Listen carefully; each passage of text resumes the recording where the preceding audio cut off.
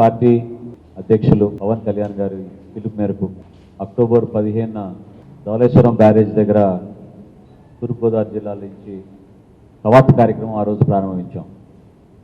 రాజకీయాల్లో జవాబుదారీతనం, యువతకు ఉపాధి, సమాజంలో నలుగుతున్న సమస్యలపైన పోరాటం చేయడం కోసం ఆ రోజు ఆ పిలుపు ఇవ్వడం జరిగింది. సో ఈ పర్యటనలో అనేకమైన ప్రజా సమస్యలు, క్షేత్రస్థాయి వరకు పర్యటన కూడా ఒక కొత్త విధానంలో రాజకీయాల్లో కొత్త ఒరవడి తీసుకురావడానికి ఒక చిన్న ప్రయత్నం మా అధ్యక్షులు వారు చేశారు. అందులో భాగంగా విజయవాడ నుంచి తునికి రైలు మార్గంలో ప్రయాణం, ఒక వారం క్రితం బస్సు మార్గంలో రంపచోడవరం గిరిజన ఏజెన్సీ ప్రాంతాల్లో కూడా పర్యటించి ఈ రోజుతో అమలాపురం సభతోటి ఈ కార్యక్రమం విజయవంతంగా మేము ముగించుకుంటున్నాం.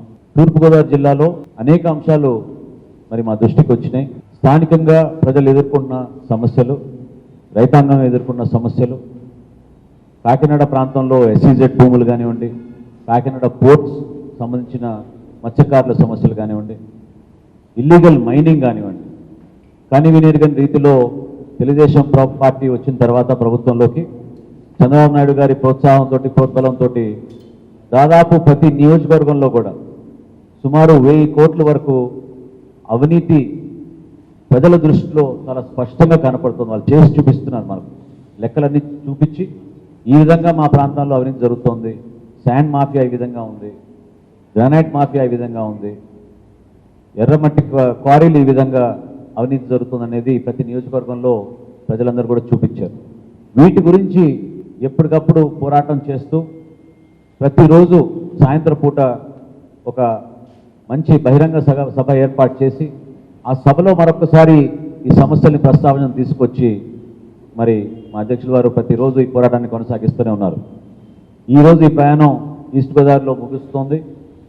విజయవంతంగా సాగినందుకు, కష్టపడి పనిచేసినందుకు జన సైనికులందరికీ పార్టీ తరఫున హృదయపూర్వకంగా ధన్యవాదాలు తెలుపుకుంటూ 2వ తారీఖున ఇదే స్ఫూర్తిని కొనసాగించడానికి రాయలసీమ ప్రాంతంలో కనివిని ఎరుగని కరువు పరిస్థితులు స్పష్టంగా మనకు కనపడుతున్నాయి.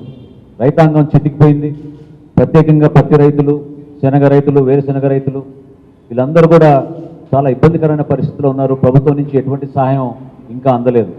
36% డెఫిసిట్ రెయిన్ఫాల్ నమోదైన అనంతపురం జిల్లాలో ఇది బహుశా ఒక 11 సంవత్సరాల నుంచి ఎప్పుడు లేని విధంగా అక్కడ ఇటువంటి పరిస్థితులు ఎదుర్కొంటున్నారు. కాబట్టి 2వ తారీఖున, డిసెంబర్ 2వ తారీఖున 4 గంటలకు గుత్తి క్రాస్ రోడ్స్ నుంచి అనంతపురం టౌన్లో ఉన్న క్లాక్ టవర్ వరకు ఒక భారీ కవాతు నిరసనగా ఏర్పాటు చేయడం జరిగింది. జనసేన పార్టీ తరఫున వామపక్షాలు కూడా దీనికి మద్దతు పలికాయి. వాళ్ళు కూడా మంచి హృదయంతో ప్రజా సమస్యలపైన పోరాడుతున్నాం. అనంతపురంలో ఆ జిల్లాలోనే కాకుండా చుట్టుపక్కల జిల్లాల్లో కూడా చాలా వరకు విపరీతంగా కరువు ఉంది, రైతులు చాలా ఇబ్బంది పడుతున్నారు. ఆ సమస్యల్ని హైలైట్ చేయడానికి కోసం వాళ్ళు కూడా ముందుకు వచ్చారు. ఈ మొదటి విడత వారం రోజుల కార్యక్రమంతో పాటు అనేక నియోజకవర్గాల వారీగా ఉన్న సమస్యలు, ప్రధానంగా అక్కడ ఉన్న కొన్ని ప్రత్యేకమైన ఇబ్బందులు ఉన్నాయి ఆ జిల్లాలో. మీ అందరికీ తెలుసు, ధర్మవరంలో ఉన్న వీవర్స్ కమ్యూనిటీకి ఎటువంటి ఇబ్బందులు ఉన్నాయో వాటిని కూడా హైలైట్ చేయబోతున్నాం. అక్కడున్న ఎస్కేయు యూనివర్సిటీలో విద్యార్థులు ఏ విధంగా కష్టపడి చదువుకొని వలసలకు వెళ్ళిపోవాల్సి వస్తుందో ఉపాధి లేక, దాని గురించి కూడా మేము హైలైట్ చేయబోతున్నాం.